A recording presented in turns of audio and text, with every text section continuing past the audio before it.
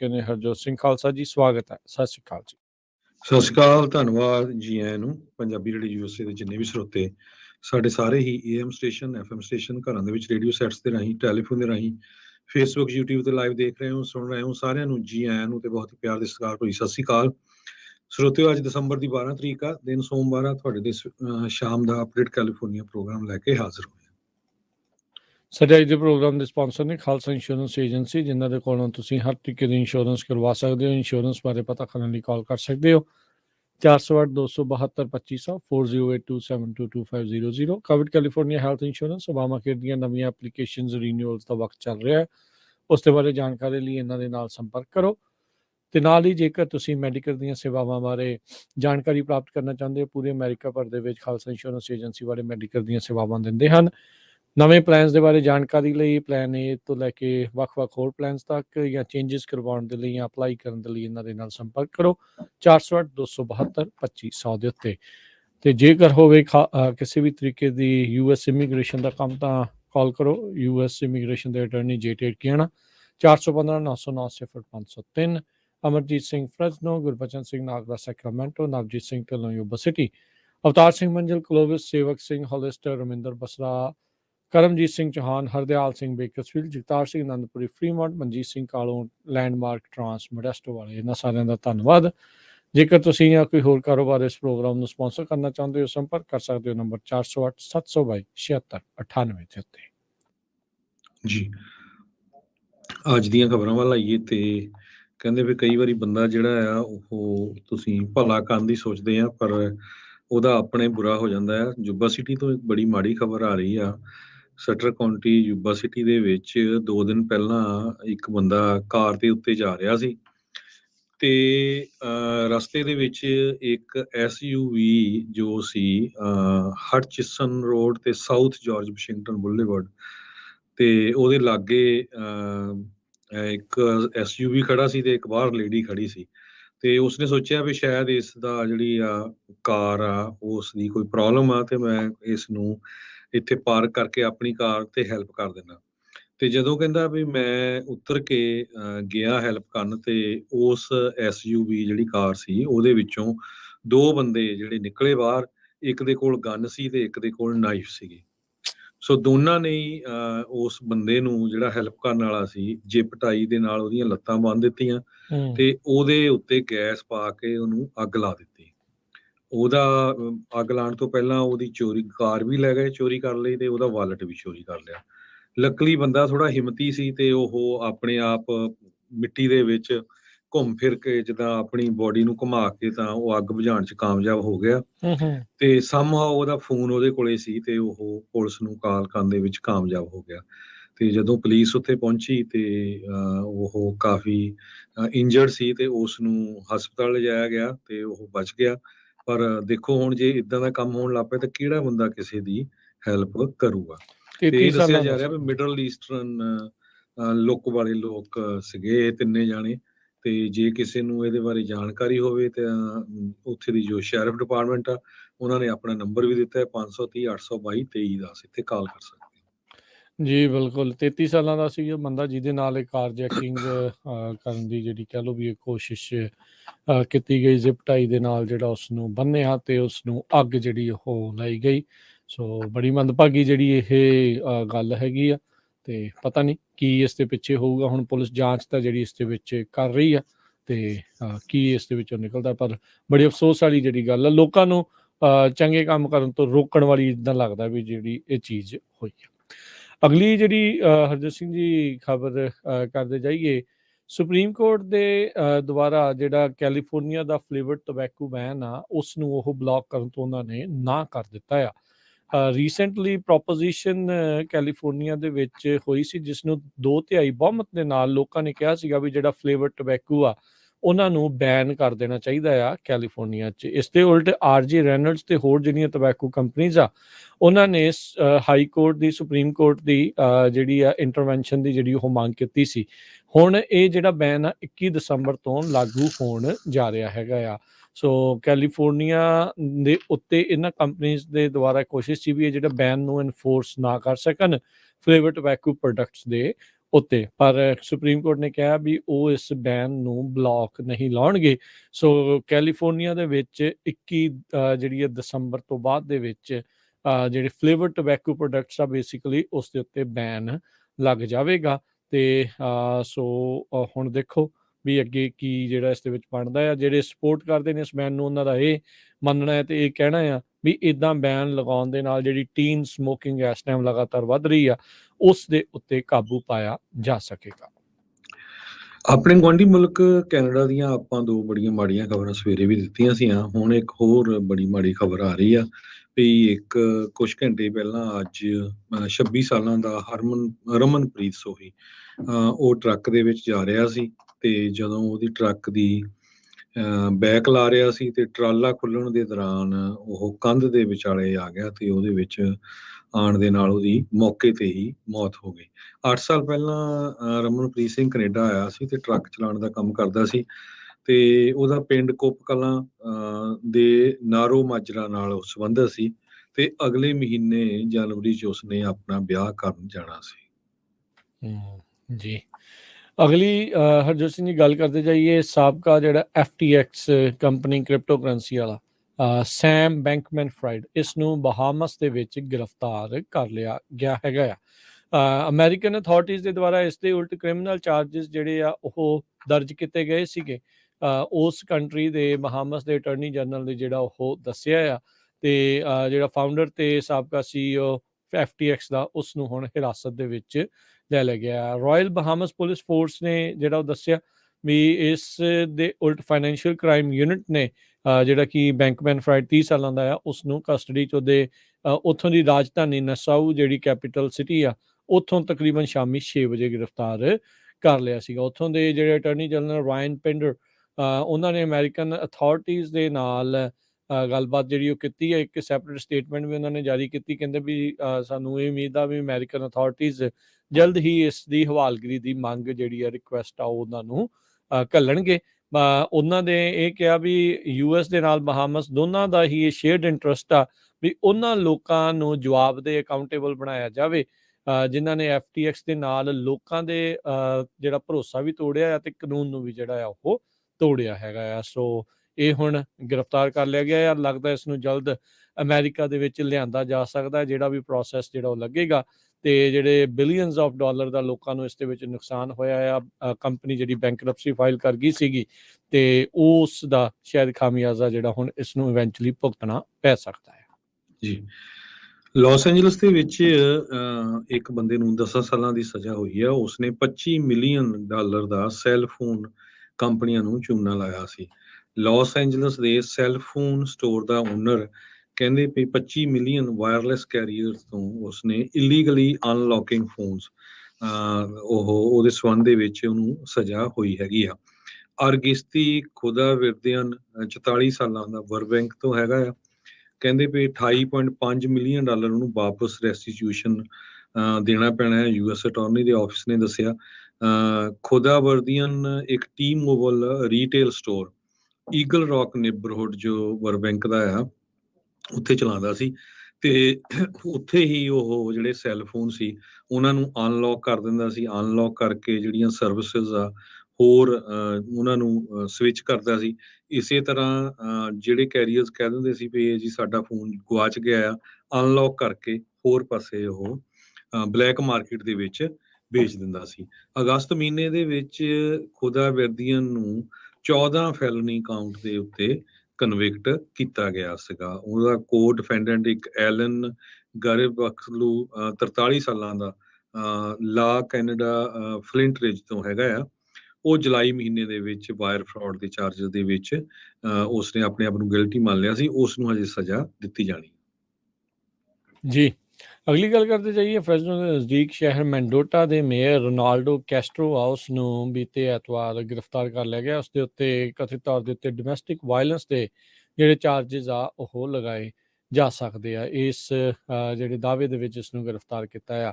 ਕਹਿੰਦੇ ਤਕਰੀਬਨ 3:45 ਵਜੇ ਤੜਕੇ ਜਿੱਥੇ ਰਹਿੰਦਾ ਆ ਉੱਥੇ ਡੋਮੈਸਟਿਕ ਵਾਇਲੈਂਸ ਦੀ ਇਨਸੀਡੈਂਟ ਵਾਪਰੀ ਆ ਤੇ 38 ਸਾਲਾ ਕੈਸਟਰੋ ਆ ਉਹ ਘਰ ਛੱਡ ਕੇ ਉਦੋਂ ਉੱਥੇ ਜਾ ਚੁੱਕਾ ਸੀਗਾ। ਕੈਸਟਰੋ ਦੀ ਗੱਡੀ ਲੱਭ ਕੇ ਟ੍ਰੈਫਿਕ ਸਟਾਪ ਜਿਹੜਾ ਉਹ ਕੀਤਾ ਗਿਆ ਤੇ ਉਦੋਂ ਉਸ ਨੂੰ ਗ੍ਰਿਫਤਾਰ ਕਰ ਲਿਆ ਗਿਆ ਸੀਗਾ।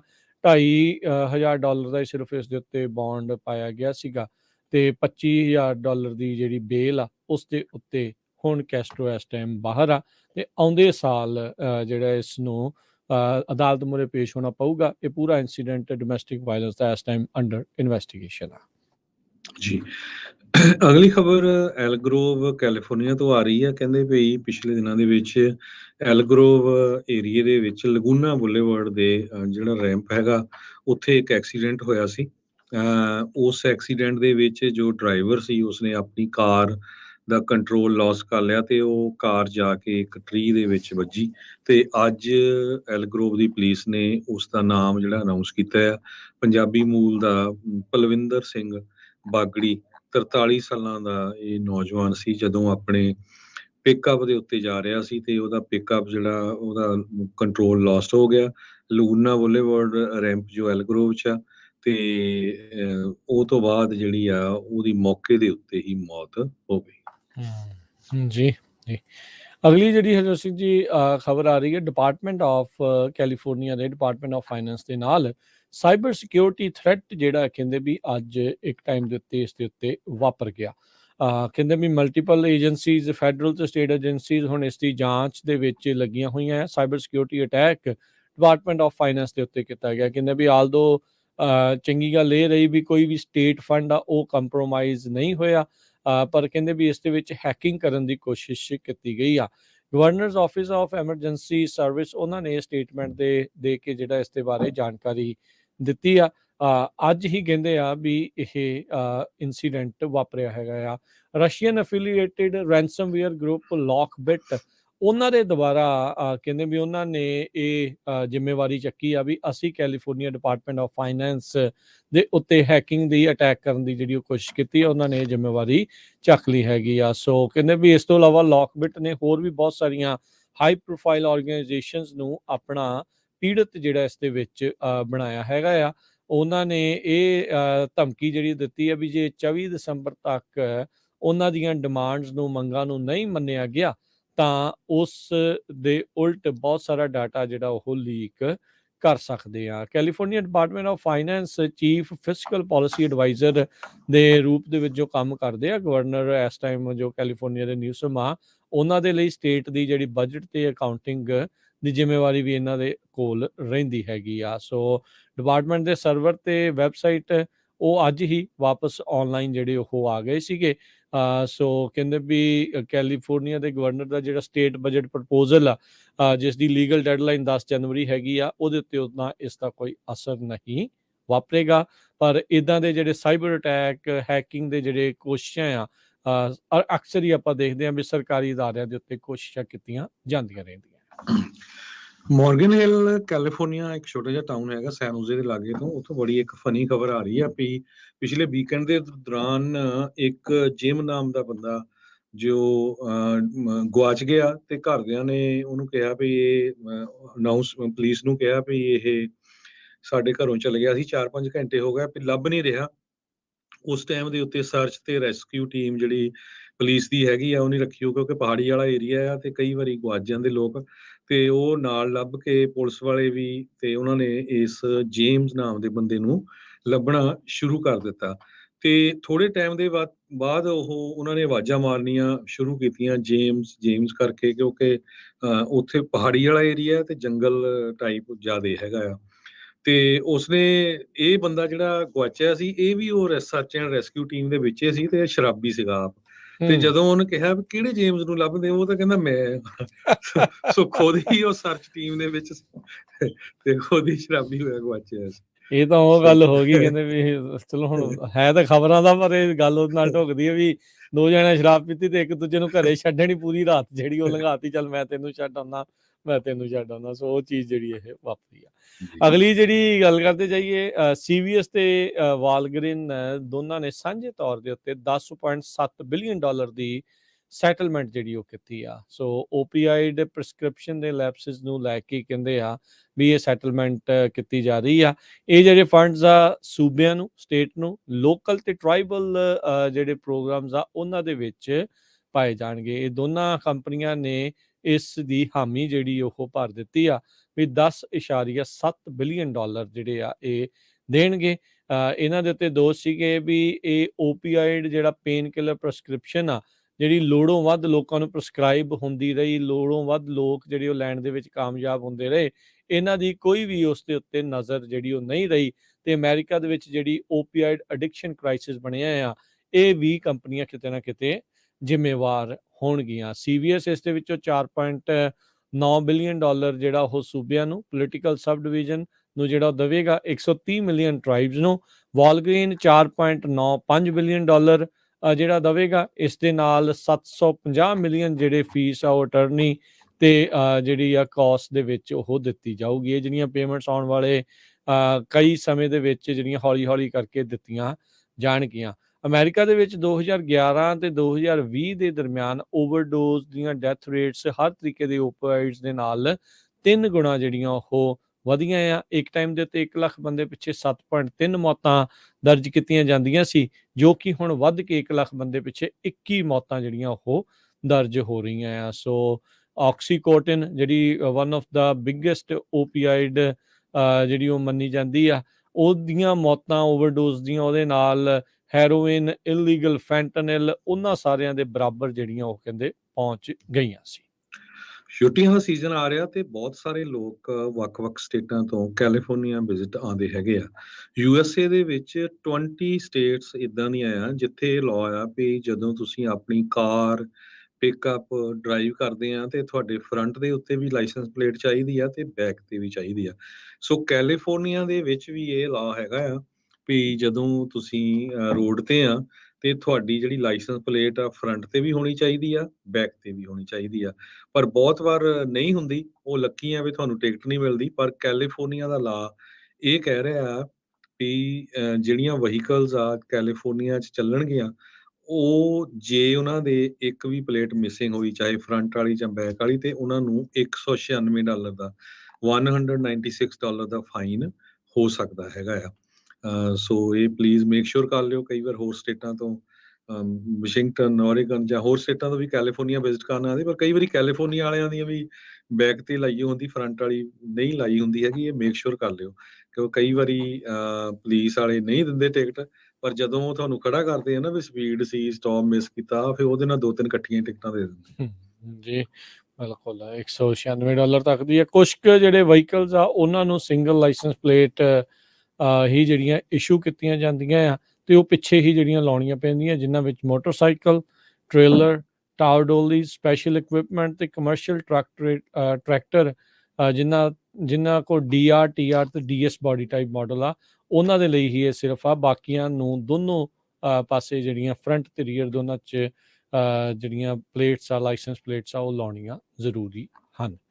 ਸਮਾਂ ਆਪਣੇ ਪ੍ਰੋਗਰਾਮ ਦਾ ਜਿਹੜਾ ਉਹ ਸਮਾਪਤ ਹੋ ਰਿਹਾ। ਉਸ ਤੋਂ ਪਹਿਲਾਂ ਦੱਸਿਆ ਜੀ, ਸੁਪਰੀਮ ਕੋਰਟ ਅੱਜ ਮੰਨ ਗਏ ਆ ਵੀ ਜਿਹੜੇ ਬਾਈਡਨ ਹੁਣਾਂ ਦਾ ਜਿਹੜਾ ਲੋਨ ਫੋਰਗਿਵਨੈਸ ਪ੍ਰੋਗਰਾਮ ਆ, ਉਸ ਨੂੰ ਜਿਹੜਾ ਅਨਦਰ ਚੈਲੰਜ ਜਿਹੜਾ ਹੋਇਆ ਸੀ, ਉਸ ਦੀ ਸੁਣਵਾਈ ਜਿਹੜੀ ਉਹ ਲੈਣਗੇ। ਸੋ ਕਹਿੰਦੇ ਵੀ ਇਸ ਕੇਸ ਦੀ ਜਿਹੜੀ ਆ ਦੂਸਰਾ ਕੇਸ ਆ ਉਹ ਫਰਵਰੀ ਦੇ ਵਿੱਚ ਉਸ ਦੀ ਸੁਣਵਾਈ ਲੈਣ ਜਾ ਰਹੇ ਆ। ਹਾਲ ਦੀ ਘੜੀ ਇਹ ਜਿਹੜੀ ਹੇਠਲੀ ਇਸ ਤੋਂ ਅਦਾਲਤ ਨੇ ਇਸ ਪ੍ਰੋਗਰਾਮ ਦੇ ਉੱਤੇ ਰੋਕ ਲਗਾ ਦਿੱਤੀ ਆ। ਸੋ ਜਿਹੜਾ ਸਟੂਡੈਂਟ ਲੋਨ ਫੋਰਗਿਵਨੈਸ ਪ੍ਰੋਗਰਾਮ ਆ ਉਹ ਅਜੇ ਹਾਲਟ ਦੇ ਉੱਤੇ, ਹੋਲਡ ਦੇ ਉੱਤੇ ਪਿਆ ਹੈਗਾ ਆ। 2 ਇੰਡੀਵਿਜੂਅਲ ਬਾਰਵਰਸ, ਮਾਇਰਾ ਬਰਾਊਨ ਤੇ ਅਲੈਗਜ਼ੈਂਡਰ ਟੇਲਰ, ਜਿਹੜੇ ਕਿ ਕੁਆਲੀਫਾਈ ਨਹੀਂ ਸੀਗੇ ਫੁੱਲ ਡੈਟ ਰਿਲੀਫ ਪ੍ਰੋਗਰਾਮ ਦੇ ਲਈ, ਤੇ ਕਹਿੰਦੇ ਵੀ ਸਾਨੂੰ ਜਿਹੜੀ ਓਪਰਚੁਨਿਟੀ ਆ ਉਹ ਡਿਨਾਈ ਕੀਤੀ ਗਈ ਆ ਐਜੂਕੇਸ਼ਨ ਸੈਕਟਰੀ ਦੇ ਡਿਸੀਜਨ ਦੇ ਜਿਹੜਾ ਉਹ ਕਰਕੇ।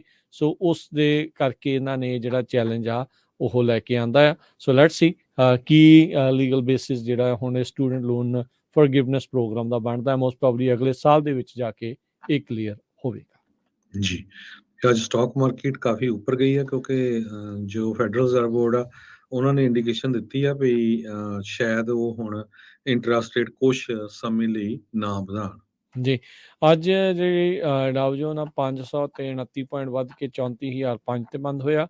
S&P 56 ਪੁਆਇੰਟ ਵੱਧ ਕੇ 3991 ਤੇ। ਨੈਸਡੈਕ 139 ਪੁਆਇੰਟ ਵੱਧ ਕੇ 11,144 ਤੇ। ਸੋਨੇ ਦਾ ਭਾਅ $1,795 ਪ੍ਰਤੀ ਆਉਂਸ। ਕੱਚੇ ਤੇਲ ਦੀ ਕੀਮਤ $73 ਪ੍ਰਤੀ ਬੈਰਲ, 10 ਈਅਰ ਯੀਲਡ 3.59% ਤੇ ਕ੍ਰਿਪਟੋ ਕਰੰਸੀ 'ਚ ਬਿਟਕੋਇਨ 17,139 ਤੇ ਇਥੀਰੀਅਮ $1266 ਦੇ ਬਰਾਬਰ ਚੱਲ ਰਿਹਾ ਹੈ। $1 ਦੀ ਕੀਮਤ ਇੰਡੀਆ ਦੇ $82 ਤੇ 61 ਦੇ ਬਰਾਬਰ ਰਹੀ ਆ। $1 ਦੀ ਕੀਮਤ ਕੈਨੇਡਾ ਦੇ $1 ਤੇ 36 ਸੈਂਟ ਦੇ ਬਰਾਬਰ ਰਹੀ। ਇੱਥੇ ਪ੍ਰੋਗਰਾਮ ਦੀ ਸਮਾਪਤੀ ਹੈ। ਮੇਰੇ ਰਾਜਕਨਵੀਰ ਸਿੰਘ ਵੱਲੋਂ ਤੇ ਹਰਜੋਤ ਸਿੰਘ ਵੱਲੋਂ ਸਭ ਨੂੰ ਪਿਆਰ ਭਰੀ ਸਤਿ ਸ਼੍ਰੀ ਅਕਾਲ ਜੀ। ਸੁਣਦੇ ਰਹੋ, ਦੇਖਦੇ ਰਹੋ ਪੰਜਾਬੀ ਰੇਡੀਓ USA।